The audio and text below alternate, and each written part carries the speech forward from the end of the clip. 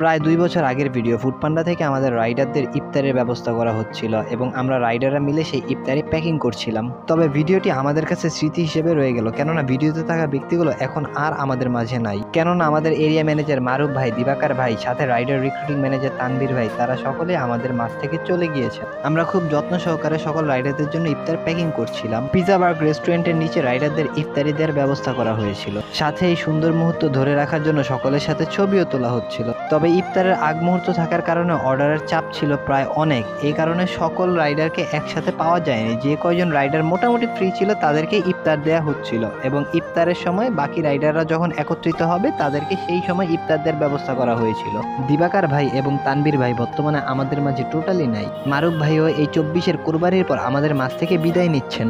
আপনারা তো চলেই গেলেন, তবে আপনাদের এই ভালোবাসা এবং এত সাপোর্ট আমি আমার ভিডিওর মধ্যে বন্দি করে রাখলাম। আস্তে আস্তে যেসব রাইডারগুলো আশেপাশের মধ্যে ছিল তাদেরকে ইফতার দেওয়া হচ্ছিল, তবে এখানে কোনো প্রকার শো অফ করা হচ্ছে না এবং ইফতারের জন্য সম্পূর্ণ ইনভেস্টমেন্ট ফুডপান্ডা কোম্পানি করেছে।